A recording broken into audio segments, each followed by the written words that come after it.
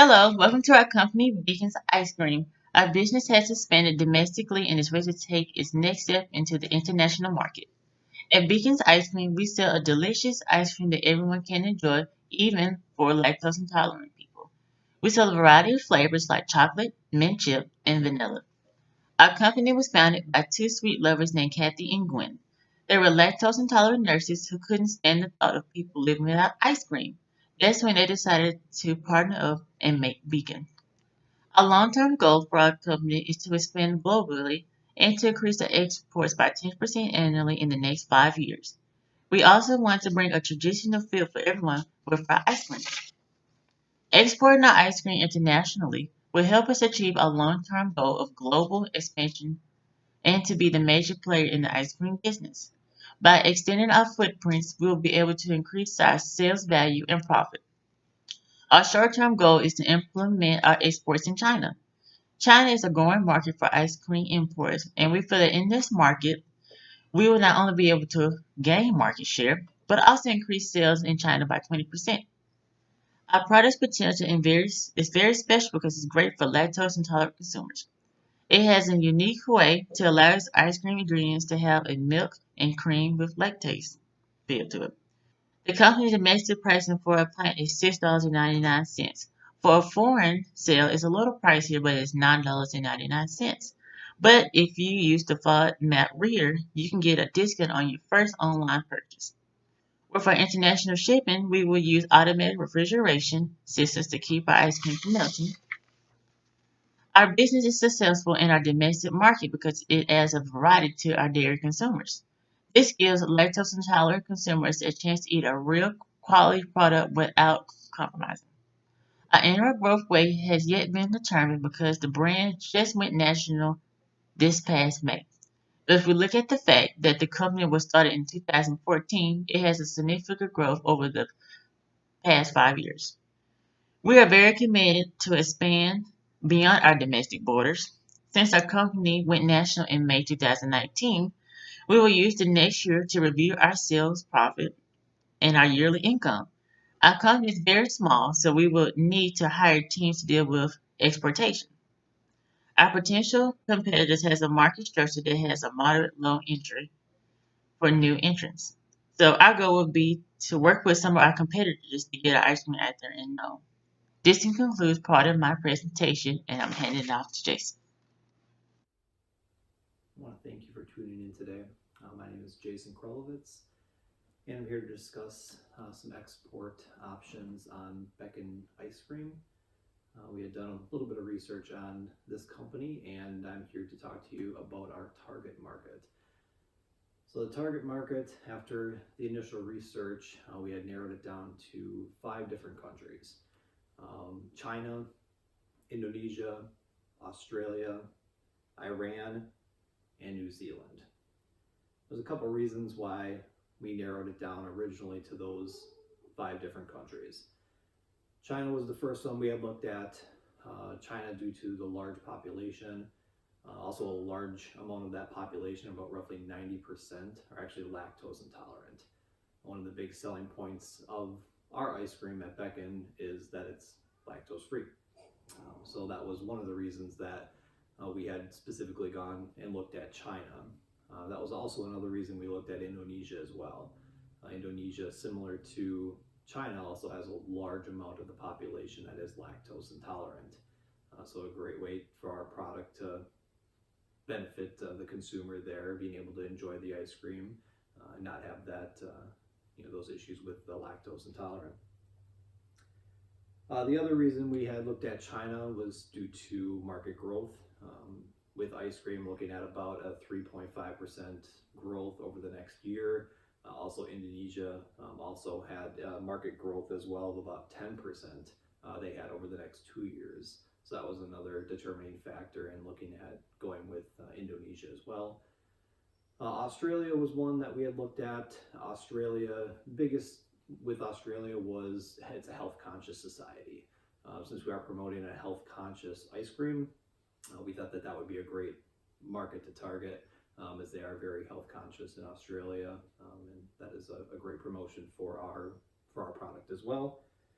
New Zealand was one of the other ones that we had looked at, one of the other countries. One of the big selling points for New Zealand was it does consume the most amount of ice cream. So we had to look at where does this product actually sell, who consumes the most amount, and New Zealand did top that list of consuming the most amount of ice cream per person. Iran was another one that we had looked at. The reason being on Iran's side was it looks like it has the highest potential for growth over the next 5 years. We're looking at roughly about 15% growth in the ice cream market. So that would be a great target market for us, as we want to make sure that we're promoting our products in a place where that market is going to continue to grow. Ultimately, we did narrow the choices down to 3. We did narrow it down to China, Indonesia, and Australia. The reason we narrowed it down to those 3, China, due to the large amount of the population that is lactose intolerant, and also having a very large population as well. Same with Indonesia, large amount of the population lactose intolerant. The market growth over the next few years looks promising in both of those countries. We also looked at Australia as well as being the 3rd one. Like I said, since we do promote a health conscious ice cream, we are a health conscious company. We thought that would be a great market to look at as well, since Australia does rank as one of the highest health conscious countries out there. Ultimately, we did go ahead and narrow down our target market to 1 country, and that 1 country being China. There was several factors that allowed us to go ahead and choose China as our target market. Biggest thing for us was being able to reach the most amount of people, and China does have a large population, and also a large amount of that population is lactose intolerant. So that does give us the ability to reach the most amount of the consumers we possibly can, but also the most amount of consumers that would benefit from our lactose-free ice cream. So that was the biggest 2 factors for us, was that population, and being the fact that the large amount of the population is lactose intolerant. We also have very ease of transportation to China. We continue to export products to the China market within the United States, so that there is an ease of transportation there as well, which would also help us to be able to move that product over to China. So ultimately, China was the market that we went ahead and selected as our target market. Once again, my name is Jason. I do want to thank you for spending the time and listening to this. And we'll go ahead and pass it on to our next presenter, who will discuss some additional information with you. Thank you. Hi, my name is Mike Douglas, and I will be talking about product selection. As you know, in China, they are very strict with what comes in and out of their country. So there are required documents that are needed before export. The food required documents are the quarantine inspection document, which gives info on the content, the volume of our content, and the physical characteristics of our product. Because our product is ice cream, that is qualified as a dairy product. So there are also certain documents that must be filed before exporting. These documents include the AMS Export Sanitary Certificate, the facility registration, and recipe registration infant formula. These documents attest that the product and the place of production were meeting the satisfactions and the requirements of sanitation and safety for China. Also, pre-import licensing is needed. Proper labeling is required, and it must be in Chinese characters. Exporter's registration is also mandatory, so that means before we even ship our product, it has to be registered in China. Along with this, the CAA and the AQSIQ, which is also stated in the report, are required, and they must be done before export. This is imperative because if these proper paperwork is not done, it will delay the process for shipment. To transport our product, we will use the sea freight reefer containers.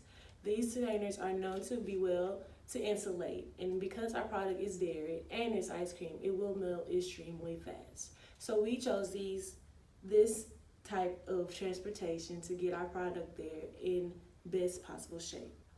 We also require that our product has shorter transportation times, as it is ice cream.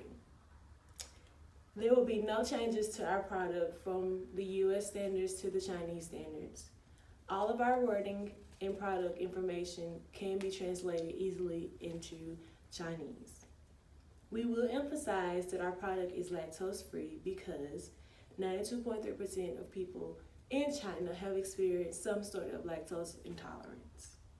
No translator will be needed, but if provided, will be provided if the demand seems great enough for it. Thank you, and now I'll pass it on to my colleague. Hello, my name is Zachary Rowe, and I'll be talking to you about Beckon's best option to establish themselves into a foreign market. The best mode of entry we believe that Beckon should pursue is foreign direct investment into the Chinese market. Right now, the Chinese are looking for businesses to come in and establish themselves in the economy. In early 2019, the Chinese economy hit an all-time low, and this is because of the trade wars happening between the United States and China. Now we are in the late 2019, coming to the end of the year, and China has been working very hard all year to regulate new laws and policies where they want companies to come in and establish themselves into the market. They want to grow their economy. Between the US and China, they've been working really hard to establish a strong relationship. And we believe that right now is the best time to go into the Chinese market for Beckon. This is a good spot for them. It's where they should be. Like I stated, China has been working very hard all year to reduce frictions in the current trade industry. A quote from the Chinese Commerce Minister said that China would allow full foreign ownership of companies in more areas of the economy and would reduce the number of industries in which foreign investment was restricted or barred. Beckon is a homegrown ice cream company, and if they do foreign direct investment into China, I believe they would want to be more hands-on of their product. They would want to control sales and employment in China. And I think that's the best way to be successful in this mode of entry in foreign direct investment. Many ice cream companies such as Nestle that have an established market in China focus strongly on branding. And I think if Beckon is to be successful in the Chinese market, they would also need to focus on branding their image as well. Beckon takes pride in the fact that they are a lactose-free ice cream, and this is something unique to the ice cream market. I think if Beckon invests in marketing into this, they could be very successful. Market it as a high-quality, lactose-free ice cream and build up a strong brand image, because many people in China, they notice these strong brands, and for Beckon to be successful, they want that strong authority feeling towards their brand. Before any agreement is established in a foreign company, it's very important to know the regulations and the rules when doing business in that company. If Beckon is to be successful, they must maintain regular contact with the facilities, the distributors, and the business owners in that market to be successful in China. So that is what we believe the best route is, to do a foreign direct investment in the Chinese ice cream market to be successful as a successful ice cream company. Hello, my name is DeQuinton McGuire. I'll be doing the pricing section of our exporting report.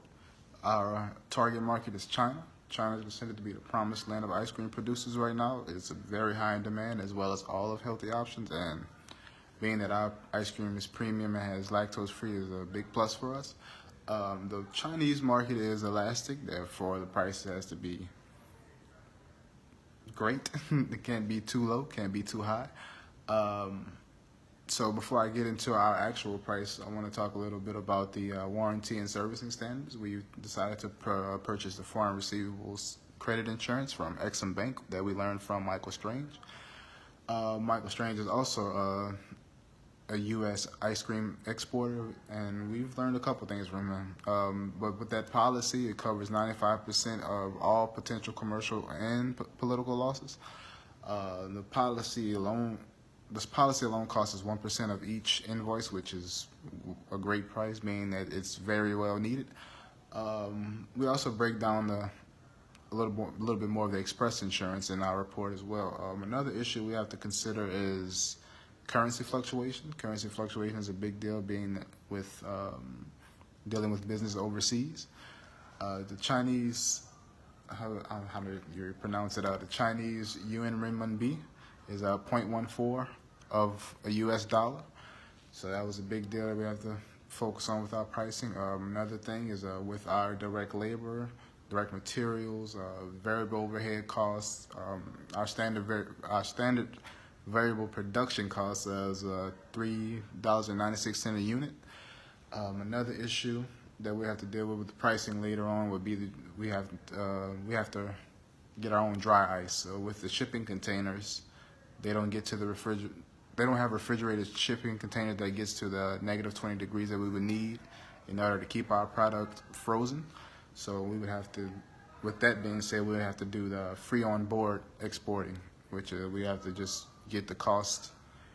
It'll be free, on board. We have to, how would I say this? We would be able to look over our own product. In order to do the dries purchases, we also have to allow the ability to protect our product with this free on board, with the foreign receivables credit insurance, of course. And so with all that being said, we've come up with a price of $3.37 per kilogram FOB, and we'll be exporting out of Los Angeles. Thank you. Hello, my name is Garrett Vian, and I'll be going over the terms and procedures for Beckon Ice Cream International Business. For our business, we'll be using a freight forwarder for export shipments. It is recommended that anyone involved in shipping internationally will be best served by working with a good freight forwarder.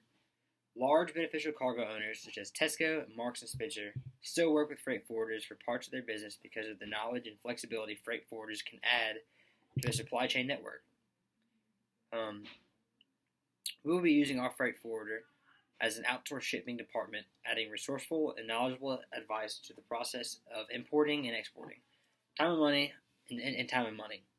Some advantages of this process include our freight forwarders taking care of customers' clearance in importing countries, shipping documents, insurance, and logistics and supply chain management. To transport, we'll use sea freight using reefer containers. This is used to keep products frozen while being shipped to China. Reefer containers can keep ice cream frozen, and ice cream has a shelf life of over 2 months, so our product doesn't have a tight window to be shipped. Packaging is also of great importance to make sure that the product will be kept under specific temperatures all the way to the port when the inspection is done. To transport, we'll use sea freight using reefer containers.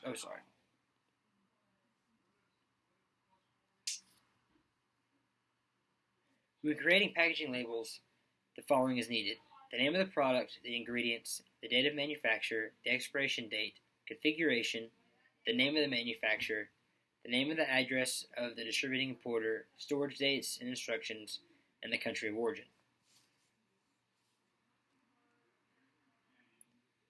China has a strict and complex documentation requirements for most food products imported to the country. Before shipping the products, entities are required to submit properly documented information on quality, quarantine, origin, and import control, along with detailed packaging lists and a description of the packaging material, among other documents. These documents are reviewed only after the shipment reaches China. Therefore, the entity must ensure that all documents are complete and authentic to avoid any delay in storage costs.